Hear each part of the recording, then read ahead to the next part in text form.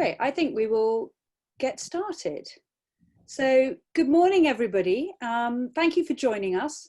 My name's Henrietta Jackson-Stops and I run IPOS Mediation alongside my own practice as a mediator.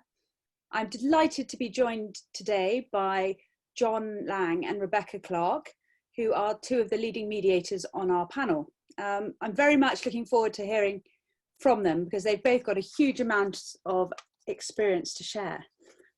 Jon has been described as among the best of the best. He has been mediating full-time for about 15 years. He's consistently ranked by the legal directories and in the international who's who of commercial mediators. Before becoming a full-time mediator, Jon spent almost 20 years as a solicitor in private practice, the last 6 years as a partner at White & Case. Jon's mediation practice covers a wide range of disputes, from multi-party, multinational trade cases to diverse claims between members of a partnership and everything in between. Rebecca Clark has been a lawyer, a business owner, and is now a full-time mediator, so she has seen disputes from every side of the table. Before becoming a mediator, Rebecca was head of litigation at a so-called bad bank, which won her the coveted title of Legal Counsel of the Year at the British Legal Awards. This was partly as a consequence of her novel approach to resolving classes of disputes by mediation. As a business owner, Rebecca set up and managed her own retail business from scratch, where she also won an award, the Draper's Award for Children's Wear Retailer of the Year. Rebecca's mediation practice is a broad one. She's particularly renowned for her financial services expertise and her disputes involving SMEs, but she also has a particular interest in complex, long-running claims involving family businesses and interfamily relationships. Before we get properly started, I just wanted to reiterate that we really want this to be your session. This is your chance to ask these two very experienced mediators questions about the mediation process, whether that's face-to-face mediation or remote mediation. I've had some questions in advance, but please do use the Q&A box to ask yours, and I will try and keep an eye on that as we go on. So we'll start at the beginning of the mediation process. Jon, we're living in unsettled times. Even before the pandemic, Brexit and political uncertainties influenced our daily consciousness. How do you think this has affected people's approaches to mediation? Well, I think generally speaking, in times of increased uncertainty, people look to control more effectively the risks that can be controlled so that they can concentrate a little bit more on the more existential risks that businesses face. So, you know, if it's Brexit, I saw a tendency to try and kill off disputes sooner rather than later so they could concentrate more on the bigger issues, like where they're going to establish their headquarters and how they're going to deal with tariffs and overseas trades. I think now we're in this pandemic situation, there's an even greater level of uncertainty as to what the future looks like. And I think there's going to be a greater emphasis on trying to control risks that can be controlled so that people concentrate more on those that, in fact, they're going to have to deal with on a day-by-day basis. I think also businesses' attitudes to dispute resolution is one thing, but I think what I've seen over the last few weeks is a fairly unprecedented level of comment from judges, jurists. You know, I have in mind Lord Newberger speaking about why people should be thinking about alternatives to litigation. We've had something from the British Institute of International Comparative Law. We've got together some jurists talking about different approaches to sorting out problems, and it's all because they can see this deluge of claims coming up. You know, performance issues, people are asking for more time, coverage issues, insurance issues. I think there is going to be a deluge of litigation. I think there's going to be a huge encouragement to people to think beyond just litigating. And I came across, I don't know, I guess a lot of people have seen this, the Cabinet Office published something just a few days ago on the 7th of May. I saw it a couple of days ago, and it's a document. There it is. It's called Guidance on Responsible Contractual Behaviour in the Performance and Enforcement of Contracts Impacted by COVID-19 Emergency. And it's not that long, but it talks about what responsible and fair contractual behaviour looks like and the different situations that it could arise in. And it talks about allowing extensions of time rather than just terminating. It talks about force majeure clauses, frustration. And then there's a sort of plea. The government strongly encourages parties to seek to resolve any emerging contractual issues responsibly through negotiation, mediation, or other alternative or fast-track dispute resolution. So I think people's attitudes to controlling risks that they can influence, like dispute resolution and early dispute resolution, is one thing, but I think we're going to see an unprecedented level of encouragement to use alternatives. I hope it doesn't spill over to compulsion, because I think that would be a fairly regressive step. But I think there's going to be a lot more said by the government, by the judges, about alternatives. Thank you. Rebecca, we've had a question about position statements. Simon's asked, what's your advice on what to include and not include in a position statement? And before mediation, is it normal that for at least one party to make an offer of settlement first? Okay, that's a good question about position statements. I think as from the perspective of a previous client user of mediation and now a mediator, I still remain slightly confused as to the purpose of a position statement. And I think that's even reflected in the fact that we all call it something slightly different: a mediation statement, a position statement, a briefing note. And quite often you see a position statement which is a summary of the written pleadings, a section on why that party's almost certain to win at trial, and then a nevertheless we're approaching the mediation in a spirit of settlement sentence. And I think what I would urge people to think about when doing a position statement is who they are preparing that document for. So if you're preparing it to brief the mediator, and certainly a lot of mediators do like to be briefed by a position paper, that's forming a very factual function. I mean, personally, I much prefer to be briefed on the telephone by solicitors and clients before I read the documents. Because for me, the mediation is always about the people attending and their needs and their sensitivities. And those are the things that are actually not often articulated in writing, and certainly not in a position paper. And then is it to brief your own client? And when I was at the bank, I certainly felt that some of the position papers were prepared for that purpose. So they were to brief me. I had oversight of thousands of cases. So it was very much a document prepared to get me up to speed with what the mediation was about. And that's useful, but I'm really interested in the psychological element of mediation. And if we look at, there's an academic in America called Robert Cialdini, who's I think called the godfather of influence. Well, every time you write something down, you formally recite facts, your confidence in the rightness of your position increases exponentially. So by the time your client has read how brilliant their case is in a position paper, you have to question whether that is possibly the best preparation for then going into a mediation scenario where you're expecting people to negotiate and move away from their strict positions. And I think my advice would be, if you are going to do a mediation position paper, and I do think it's worth asking the question whether you need one, it's something to discuss with the mediator on your particular case. One really useful function of the position paper is the ability it gives you to speak directly to the other side.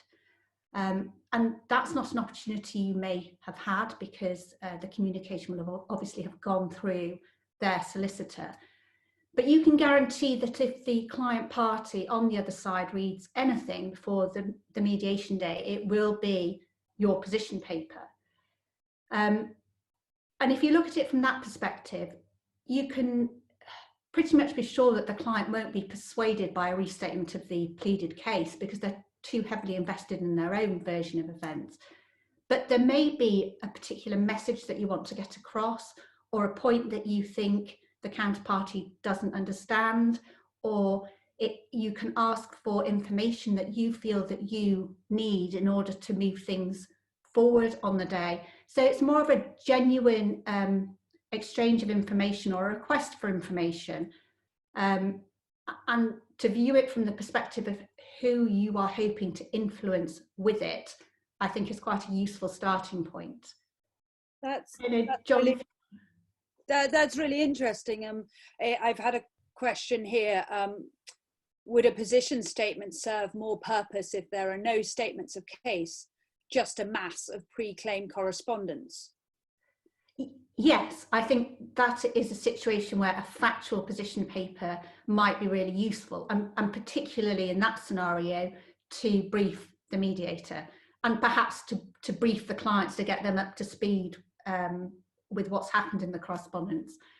But certainly where there are pleadings, repeating those, it's just a layer of extra expense, which frankly I don't think is needed.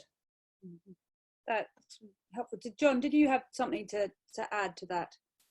No, I think Rebecca talked about, well, who's it really addressed to, this position statement? And I've always thought it's had a dual purpose. To the other side, it's the first step in that process of sowing the seeds of doubt. And as Rebecca mentioned, it's an effective document, and it's the first opportunity sometimes to speak to the other side. And also the senior negotiator, when they're on the way to the mediation room, is not going to be looking at a legal arch file full of pleadings and witness statements. They are just going to want a very short summary of where they are and where the other side are. So it certainly serves a very, very useful purpose if done well. But it also is used to show the mediator around the documents, and also introduce the mediator to the parties as well. Quite often I'm sent, website addresses and a description of what the businesses are and what they do, and how the dispute arose, and it's all quite useful stuff. But I don't think we should be thinking of it as necessarily being one document. I mean, more recently I've been sent case summaries along with the position statement that have been used for previous court hearings, which deals with all the sort of nitty-gritty factual stuff. Also are fairly short documents, because it's something the judge wants to read in 10 minutes. But that's been useful, and it enables the parties to then focus on the more important issues for the purposes of getting a deal, rather than just the background and the a summary of the pleadings. But also I like to see in there, if parties are willing to go there, and it's really a matter of choice, attempts at settlement in the past, costs information, and also importantly attendees. I think it's really, really important that people advise each other of who their attendees are, and to the extent that that's done out with a position statement, that they keep that list of attendees refreshed. No one likes to be surprised with people who show up unexpected, or perhaps worse, people who are on the list to attend and then don't show. But I don't think we should be thinking of it necessarily as one document. And if a party feels that in fact they would like to brief the mediator in a slightly different way, as well as on the telephone, as Rebecca mentioned, they should think about doing a confidential position statement just for the mediator, serve a position statement for exchange on the other side, but do something slightly different for the mediator. That's all fine. And there's no hard and fast rule. It's just what works best in your dispute. I mean, the benefit of mediation is that it's flexible. So the position paper is part of that flexible process to be adapted to the needs of each case. That's the beauty of it. Yeah. And then, Hetty, there was a question, wasn't there, about are offers usual before a mediation? Yes, very usual. Sometimes they are, sometimes they're not. I think what it's in my experience, what it's important to appreciate is that if there have been offers in the past, they do provide a framework for the negotiation on the mediation day.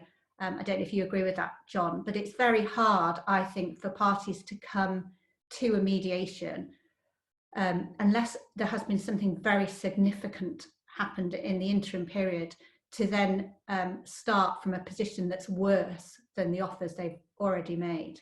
Mm-hmm. Okay. Yeah, I think parties are making pre-mediation offers more and more these days for that very reason, to set out a framework. They will know that the numbers that they input won't be acceptable, but at least they start anchoring people's minds to the kind of framework that would work for them. And it may not work, but at least it's a start. And one other benefit of doing this is that there's no discussion about who should go first in making an offer, because if an offer's been made a few days before the mediation, everyone knows that the ball is in someone else's court. Now, of course, they could say, well, it was such a ridiculous offer, let's just start again. But usually that doesn't happen. Usually if people go to the trouble of actually preparing a well thought out and carefully crafted settlement offer in advance of the mediation, it's usually done in a way that doesn't put people's backs up, and it usually is done in a way that is a start to a discussion. And one normally gets on to settlement discussions proper sooner if that happens rather than later. And in short, do you both find confidential briefings helpful? Rebecca, do you want to answer that one? A confidential briefing from a party. Absolutely, but I would always rather have that on the telephone because I find people give more information more willingly, and I can ask questions and I get a better sense of the solicitor's position and hopefully their client's position if I speak to the clients directly. I find that really invaluable. Okay, and John, do you have thoughts on that? Look, it's much better to speak to people. And if I had my wish, every confidential briefing I did receive, and I do prefer them rather than not, would be direct from the client, not the lawyers. Well, obviously the lawyers have an involvement in it, but when I get the position paper from the lawyers, I know it's been fairly carefully crafted, and quite rightly so, absolutely right. But actually, if I get something with it, which is a confidential briefing from the client, that's really, really helpful. Yeah. That really does get the mediation off to a great start. I know what's really going on behind the facade. You know, it's not just a question of the client sort of trying to work in what they really want to the available rights-based remedies. It's just what they want and why they're in the position that they're in. And that's so valuable. Okay. Thank you both.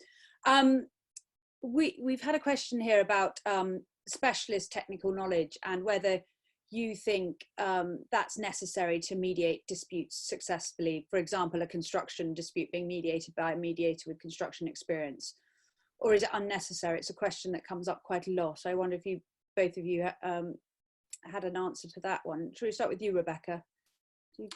It is a question that comes up, and I know that from my perspective as a client, when we were doing financial services disputes, I did want a mediator who understood the language of a financial services dispute.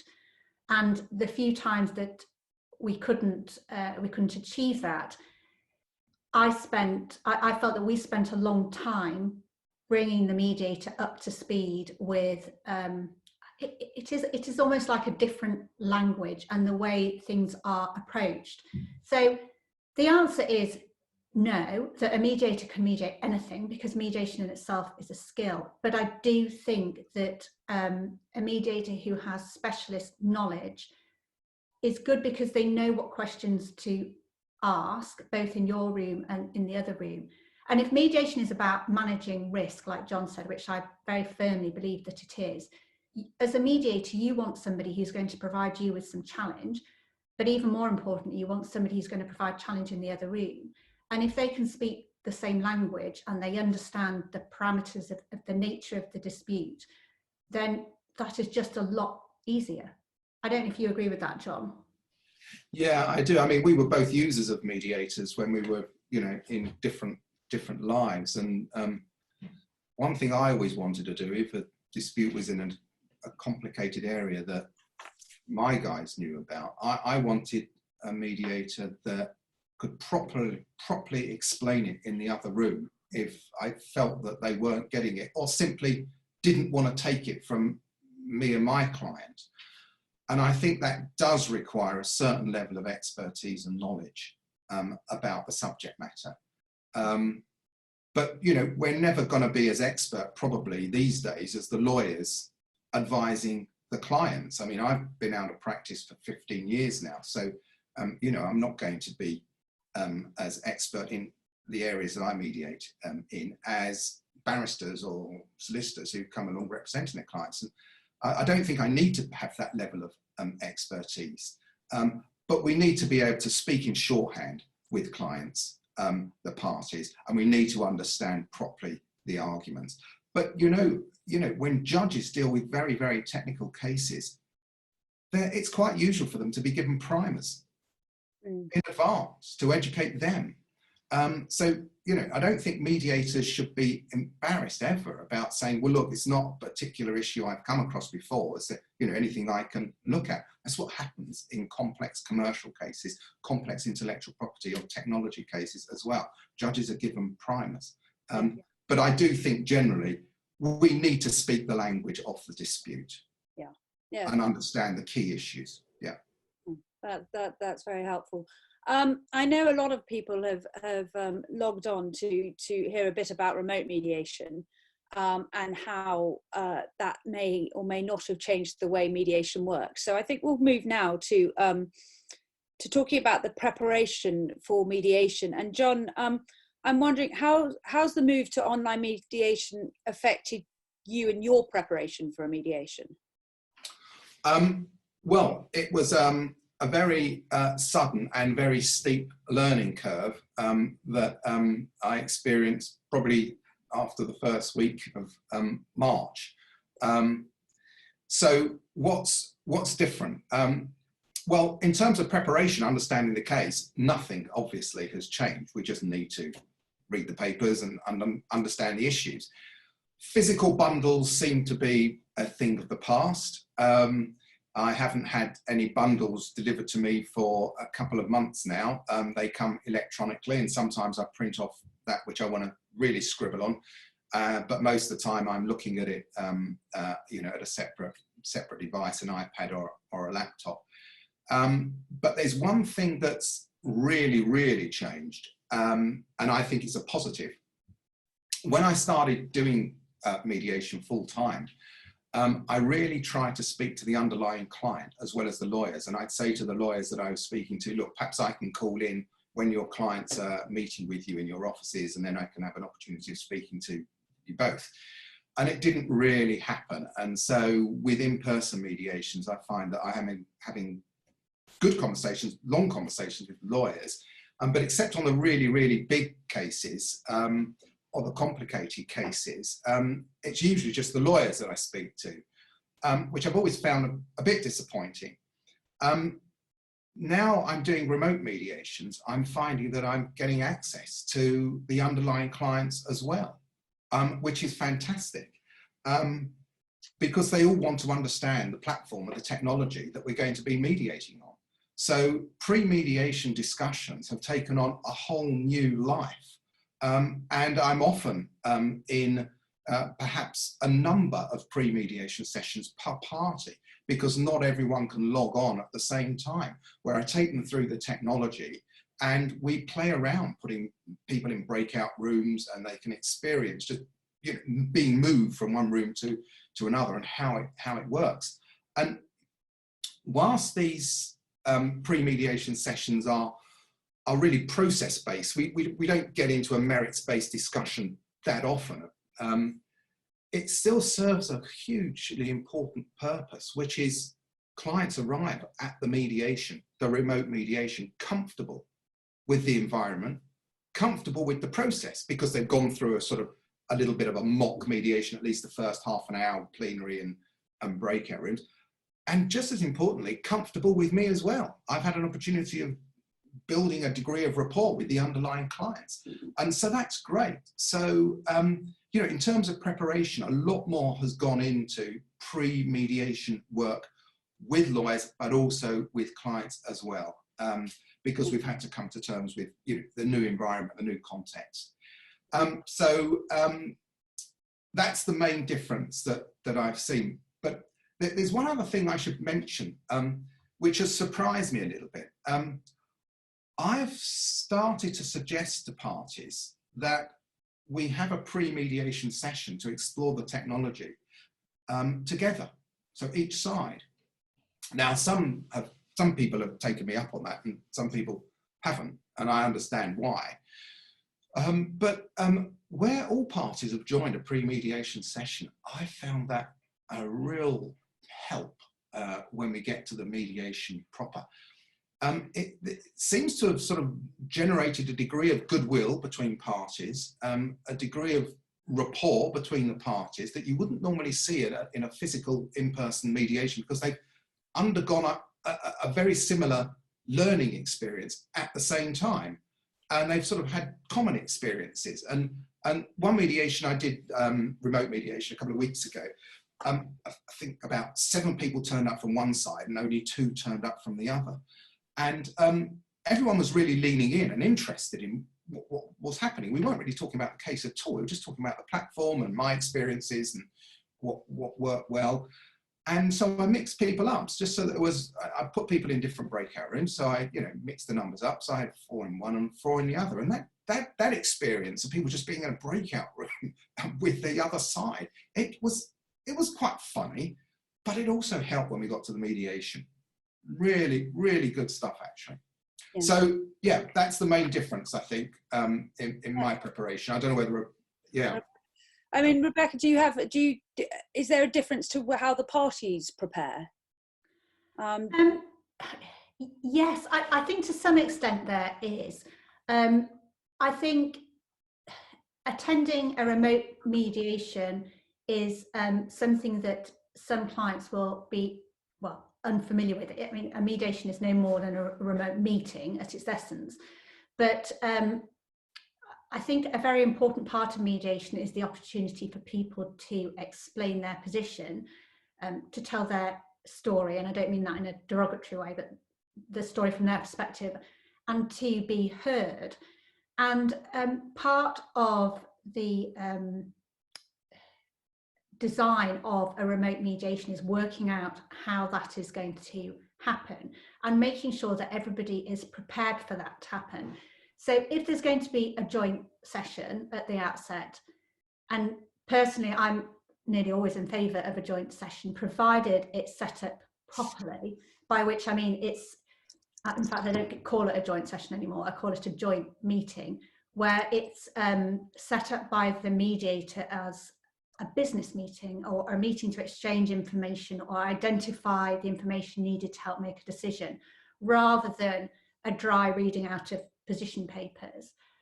And I'm really in favour of clients, if they're comfortable doing so, speaking at that joint session, because it gives them that opportunity to speak and tell their story and be engaged in the process and be heard.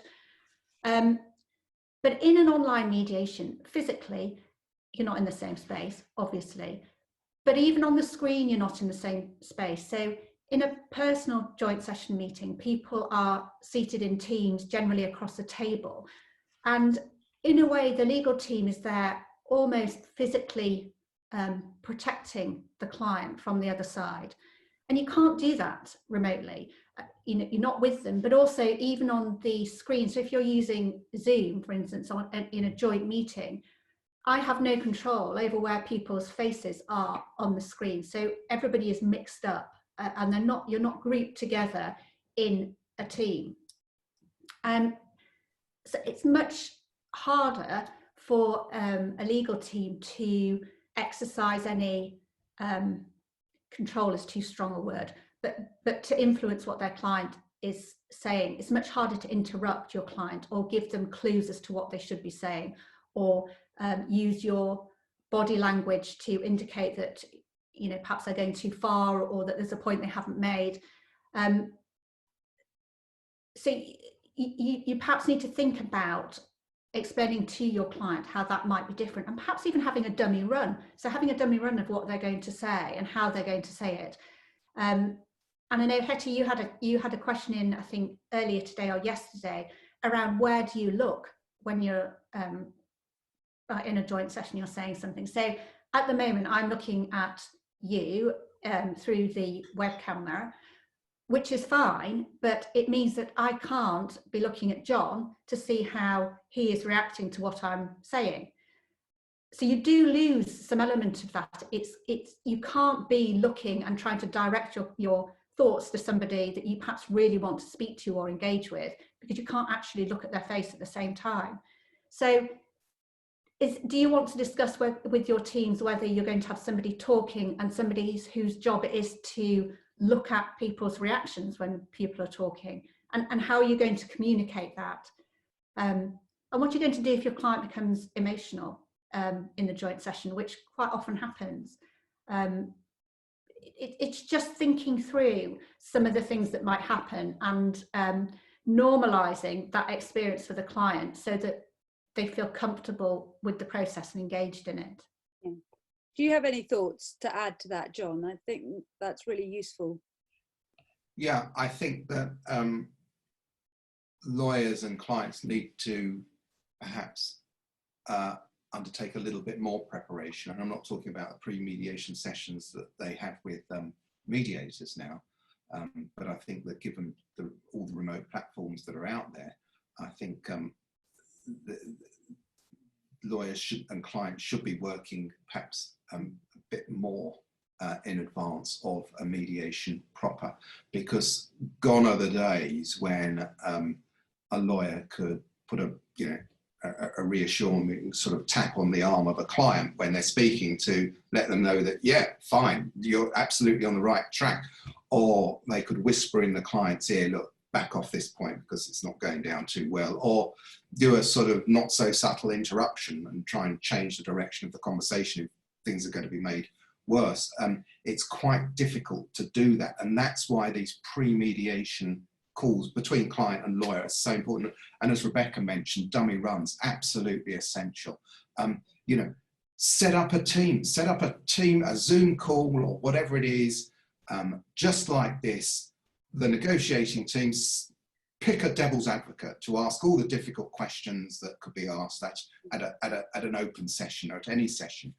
And think about who's going to answer those difficult questions. Have a strategy for dealing with questions you don't want to answer. But also just try out different opening comments. A bit of a dress rehearsal, I think, is more important now we're using remote platforms than in-person mediations. So yeah, I think a little bit more work probably needs to be done. But there's nothing wrong if we start off with a joint session and a party hears something from the other side to say, look, actually, we need to speak in private about some of the things that we've heard.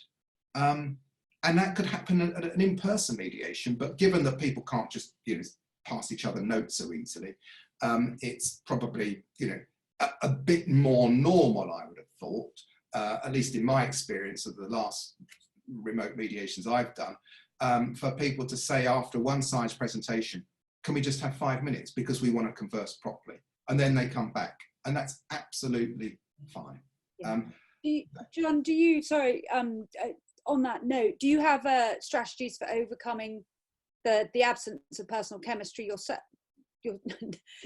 Not that you don't lack personal chemistry, but the virtual these days. Yeah. Or perhaps there isn't such an absence. Perhaps people get used to it, and the personal chemistry can continue. Well, look, I suppose the truth of it is I prefer to be in the same room as people I'm talking to, but we don't have that luxury at the moment, and that's a great shame. But these remote platforms are a great alternative if we can't get together. Yeah, sure. Look, we don't have the luxury of using body language and employing our entire body so I can't sort of have, get up and walk around. But, I can still look at the screen. I can still got eyebrows that can go up and down, and, a mouth that can smile and hands that can wave around. So yes, you do lose something, obviously. But I think it's more than made up for by the pre-mediation sessions that I've described, where I get to see and get to know clients, which is great. So yes, there's a slight sort of disadvantage, but you can make up for it in other ways. So I've not found that a particular issue at all. I mean, we all watch television, we all go to the cinema. I'm not suggesting that mediators are actors or should become actors, but I mean, we see people on the telly, even newsreaders, and they're not devoid of character or personality simply because they're on a screen. Yeah, no, absolutely. Rebecca, I've had a question here about momentum and how, when people are mediating in their own homes, do you keep that momentum up, or are people free to go and wander off? It also links into another question I've had about screen time and how do you manage that? Is it more exhausting, people sitting looking at their screens? Yeah, it's a really good question, both of those. I think, I'm not going to lie, I think having been a client in a mediation a lot of times, part of the reason why mediation works is it's a bit of a war of attrition. So it's a really hard process. And there is something about people engaging for a sustained period of time. And I know when I was mediating that I'd be thinking by the end of the day, I really need to sort this out because I don't want to be back here again another day doing the same thing again. So it's important to maintain the momentum.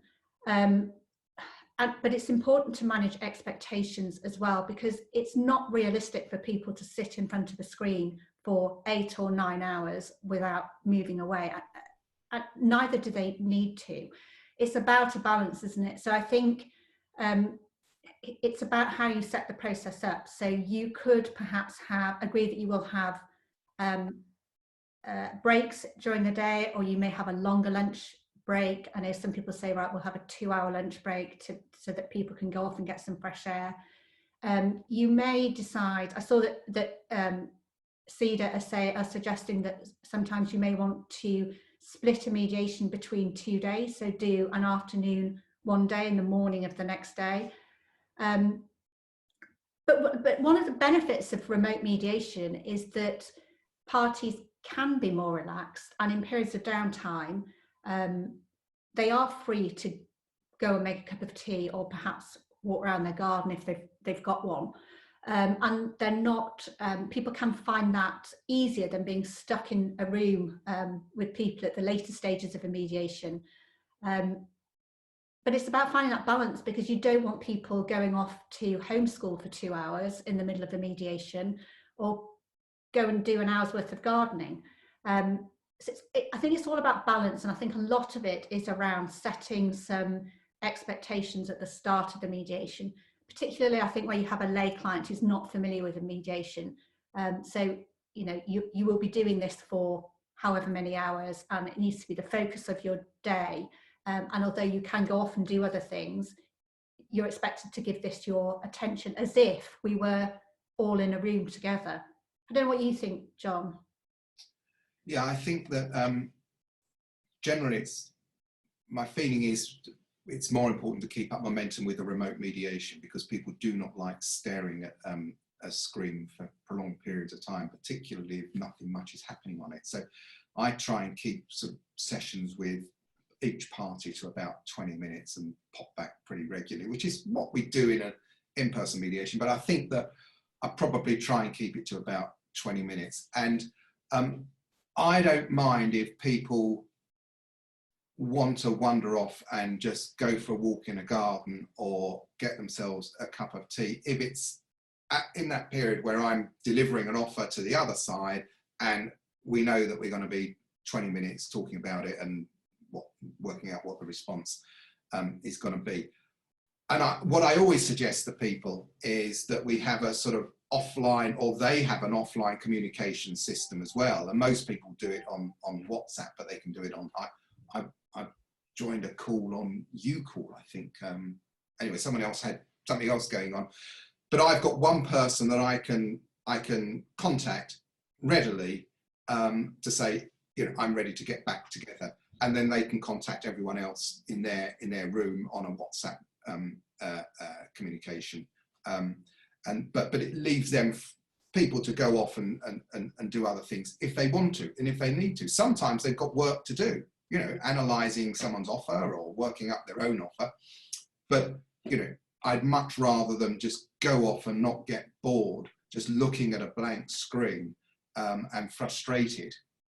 I'd rather them go off and do something else rather than get into that kind of mindset of when's it gonna be back, when's it gonna be over. I'm sick of looking at a screen. And they've got the luxury of the home. And as you say, you know, we've all been at mediations where it gets to 4 o'clock and people in the room, they've got some downtime, they've run out of the small talk, the sandwiches have become really unstable, the coffee's stewed, and they just want to be out of there. Well, we don't have that problem. So that's a positive. It is a positive. Yes, absolutely. Absolutely. I'm just looking at some of the questions coming in. I think now might be just a moment to touch on the platforms, because we've mentioned the platforms, and John, you've spoken, and Rebecca has spoken about the platforms you use to do remote mediation. From our point of view at IPOS, we've been using Zoom because it best replicates a face-to-face mediation. We aren't technology experts. We're aware that there has been some negative press about Zoom, and we only have the information that others have access to. But we don't currently have concerns about using Zoom from a security point of view, especially since they brought in a new version 5, which has extra security features, the ability to control where your data goes, setting passwords, people in a waiting room before a meeting, so you know who's there before you let them into a meeting. When they come in without their video and their sound on, so that if you suddenly find yourself with somebody you don't want, you can get rid of them before they can do any harm. There's ability to lock a meeting once you've got it up and running. But many of the issues you will have read about do occur and have occurred in the context of public meetings. And of course, that's not what we're talking about in small scale private mediations. We have, for those of you who've asked the question, have looked at other platforms. We've spent quite a considerable amount of time doing so, but none yet match Zoom in terms of functionality and reliability, we feel. Microsoft Teams is a popular option. Nobody can fault Microsoft security. The problem we have with Teams at the moment is that you can only see 4 people on the screen at any one time. They're hoping to change that, and once they do, that will be great. But there's obviously a problem there if you can only see 4 faces and you're in a joint session and you need to see 15 people, or one party is made up of more than 4 individuals. We've tried WebEx training. We're looking for ones that also have the breakout room functionality, and WebEx training offers that. However, unfortunately, only the audio moves to the breakout room and the video stays in the joint session. So that didn't really work for us very well.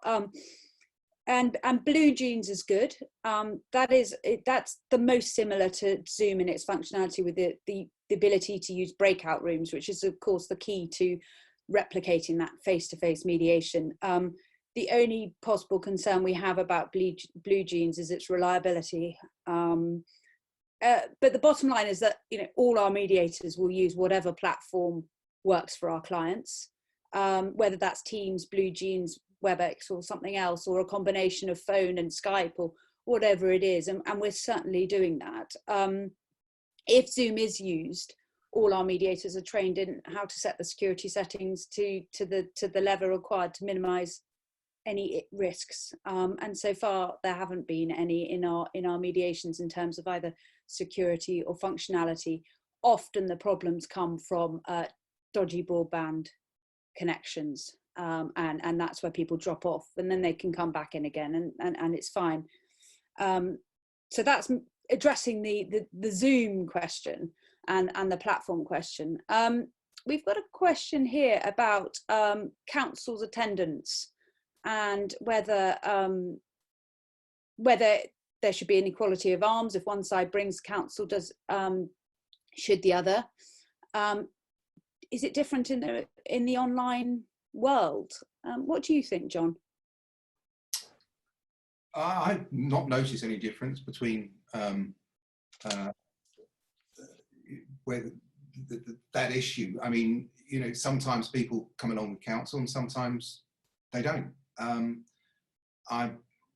It all depends. I mean, you know, sometimes counsel can be really, really helpful. Sometimes it's what the client wants. They want everyone around them that they've ever taken advice from before making that all-important decision to close off all of the other options and actually agree a settlement agreement. And to my mind, that's fine. You get counsel who are really, really great, and you get solicitors who are really great, and some not so great. I mean, to categorise representatives, I think, you know, by counsel, expert, solicitor, I don't know, I've never found that helpful. It all depends.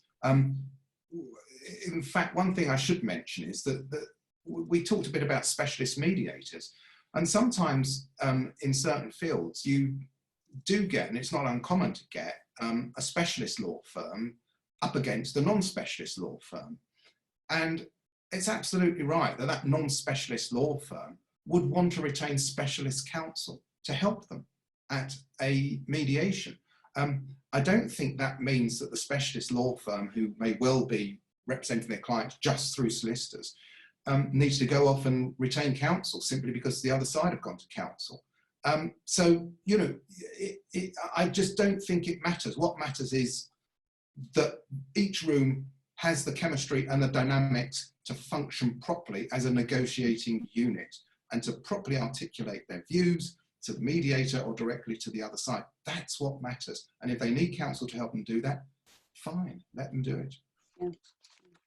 Do you, Rebecca, have anything to add to that? Or no, I completely agree with Jon. I don't think there needs to be equality of arms. I think people need in the room who they need to help them make the decision.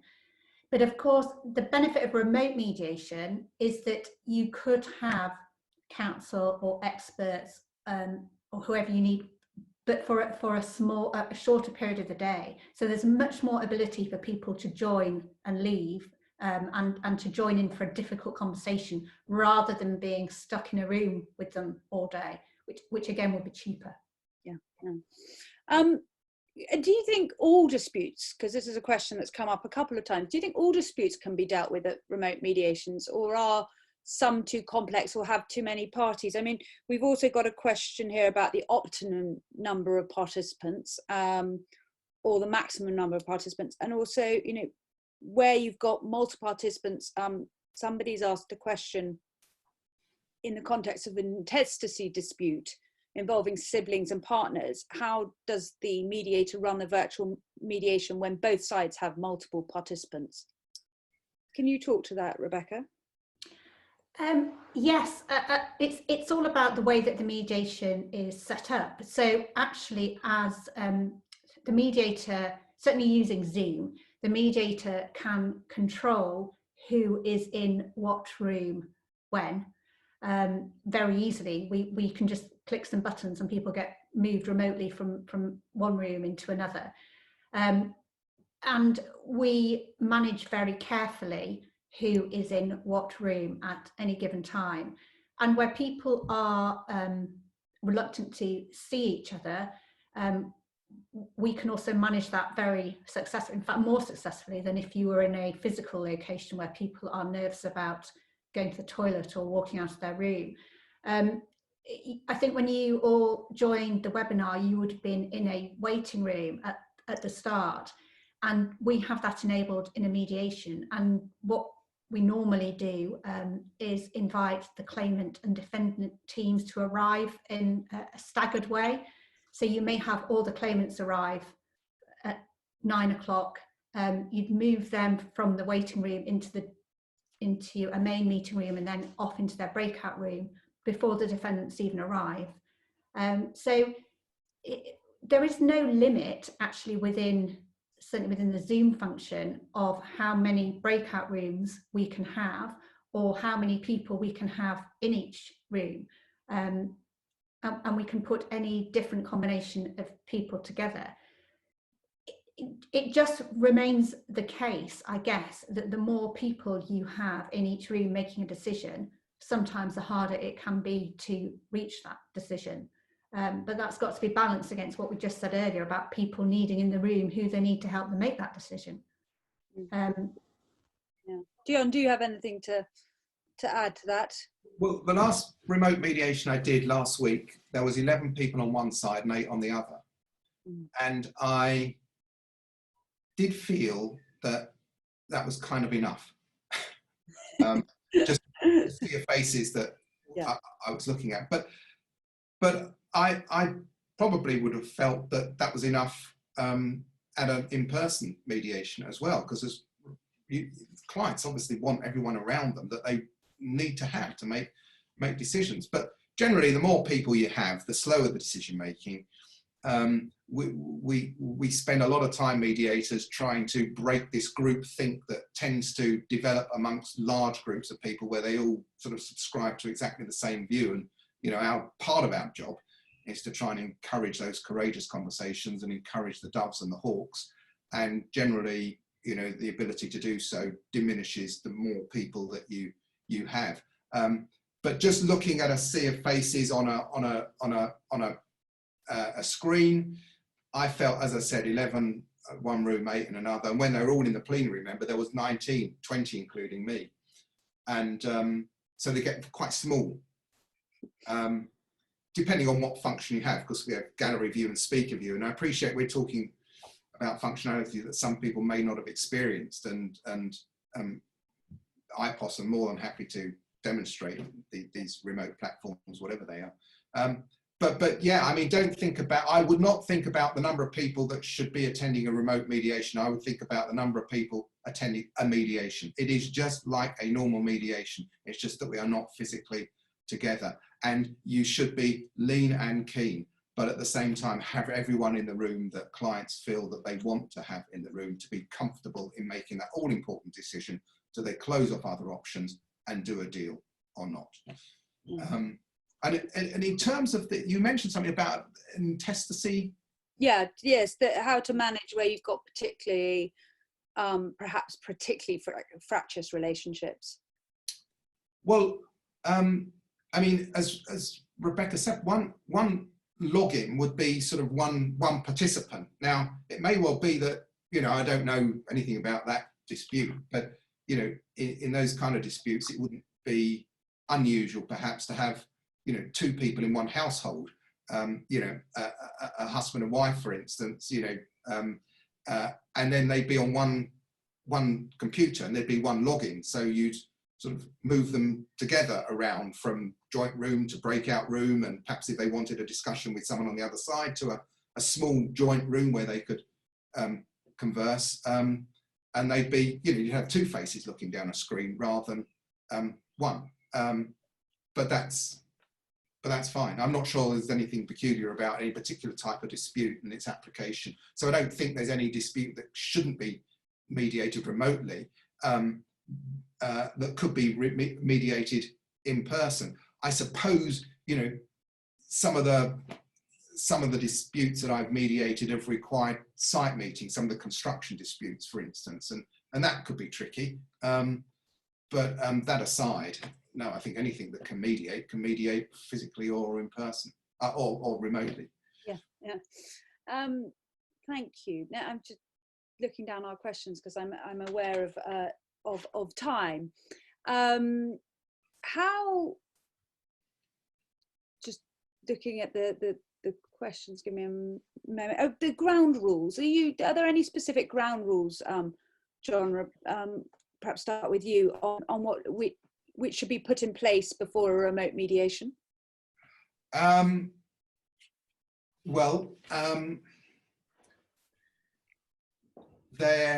think generally I make a plea to people to lean in and be patient. We mentioned some broadband issues. The platforms that we've used are incredibly stable. But if someone has you know, in the next room doing an online Pilates class, or kids doing an online class, you know, it could absorb some bandwidth. A lot depends on where in the country people are logging in from, whether there's copper there or fibre optic cable. So a plea for people to be patient. I think that it's more important at the plenary session to agree that people won't overtalk anyone else and interrupt. And usually I suggest at that sort of first big event, you know, they can raise a hand if they want to say something, and that usually prevents people over talking. I think staying isolated in your own room is important. Now, sometimes people have difficulty with technology, logging on, and you know, I've seen their children sort of help them log in and then they disappear, and that's fine. And I've seen cats and dogs wander into the room, and that's fine too, because you know, they don't understand what's going on most of the time. But I think human beings wandering into a room where someone is having what's meant to be a confidential discussion, I think is a no-no. So I think, you know, human beings in the house need to be kept at bay. Dogs and cats can roam, you know, freely. Human beings, keep them out of the room where you're using the screen to participate in the mediation. Not taking screenshots of people. I mean, it's something that I do mention these days because of, you know, experiences that I've had. But no, I mean, it's a powerful platform, and generally the ground rules are what they are in a normal mediation. But you know, no interruptions whilst we're doing a proper plenary is important, and not letting people wander around, you know, other people, so they can hear what's going on. That's important too. Yeah. Okay. Thank you. Rebecca, I've had a question about cost. The cost of remote mediation versus face-to-face. You will, I think, save some costs in a remote mediation. You obviously are not paying for office space or using office space, and there's a cost associated with that. There's travel costs for solicitors, clients. As I mentioned earlier, you have the ability to bring in experts or counsel just for part of the day, so you may be able to minimise their cost. I think Jon mentioned earlier the increased use of e-bundles, which, to be fair, was happening before remote mediation anyway, which I think is significantly cheaper and frankly better for the planet. And then I wonder whether, with remote mediation, given that location becomes unimportant, whether you might not be paying a premium for a London mediation or London mediator, because everybody is, regardless of their location, now on a level playing field. I don't know if that's going to make a difference, but it is something that occurred to me the other day. Interesting. I think as we draw to close, the one question that I've had several times over is about how we deal with settlement agreements and how they happen in the virtual environment. Jon, can you speak to that? Yeah. Well, I don't encourage people to exchange documents on a remote platform. And what I encourage people to do is email draft settlements to people as they would normally do at a physical mediation. Someone would undertake to do the first draft. In fact, these days, there's usually a battle of the settlement agreements rather than battle of the forms, because everyone's got a draft. But, you know, someone sort of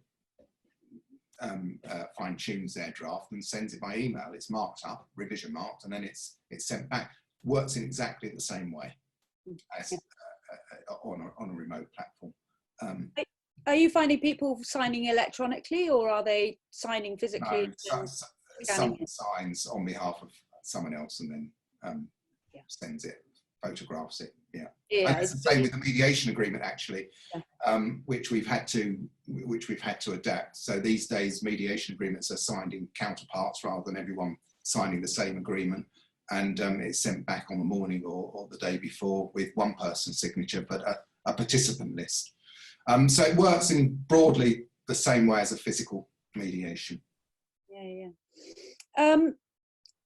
And I think, given the time, we will sadly have to bring our discussions to an end. But I wanted to just finish with the last question for both of you.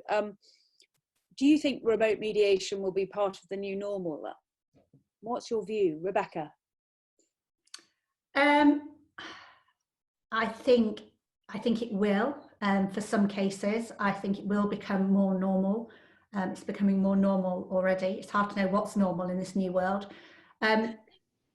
Personally, I became a mediator because I really like meeting people. So I would be sad if we don't do face-to-face mediations anymore and they're all remote, because I enjoy the meeting people and being in a room with them and the body language aspect of it, and all of that bundled together.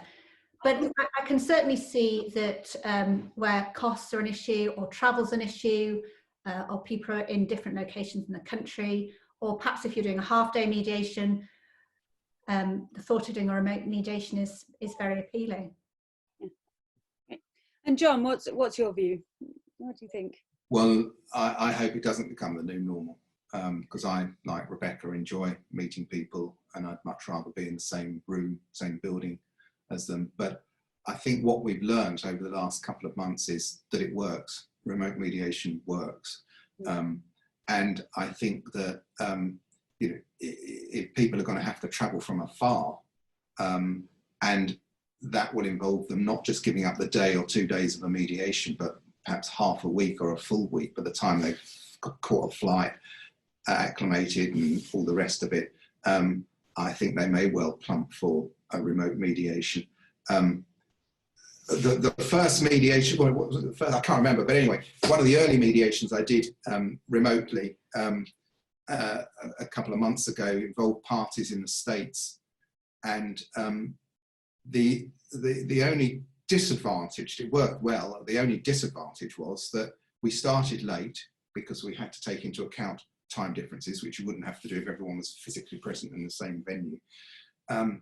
And for the people in the UK, we went on until the small hours, and some would say an uncivilized time, whereas in the States it was just sort of normal. But that aside, it worked well, and those guys were planning on coming over, but they decided to do it remotely, and it had been in the diary for probably 3 or 4 months because it had taken time to set up, because of the commitment in time that people would need to give to travel. And so I wonder whether in the future, you know, rather than wait 3, 4, 5 months to find a gap in people's diaries of 4 days to enable travel, they'll just do a remote mediation. And that's absolutely fine, because it worked absolutely fine. And I remember, you know, a couple of years ago, we had that huge amount of snowfall and all transport was shut down, and mediations were postponed. And I think probably today that wouldn't happen. I think people would just be happy to go ahead and use a remote platform. So I think it's the new normal in those kind of cases, but I hope it's not the new normal generally, and I hope people will start getting together again very soon. I think people might actually be keener to have face-to-face mediations. I think I am. Yeah. Physical contact, even your enemies. Let's. Yeah. I mean, the risk of small children running in, just like mine did there, is perhaps something I don't like the stress of. But thank you both so much for your time and your wisdom. I think we've all learned a huge amount from you. I'm sorry if I haven't been able to address every question that has been asked, but please do drop me a line. You've got my email address, everybody, afterwards, and we can either me or John or Rebecca could answer your question afterwards. And we also are, as a panel, providing training in Zoom and remote mediation, and how remote mediation works in the virtual world, led by our mediators, so for our clients. So if anybody'd like that, please do get in touch, get a group together, and we can show you how it works with a sort of walk through of breakout rooms, because I know that some of the questions have been about that, the practicality side of things. But meanwhile, stay safe, look after yourselves, and I hope that we will meet face to face in the not too distant future. But thank you all again. Thank you. Bye. Thank you. Bye. Bye-bye. Bye. Bye.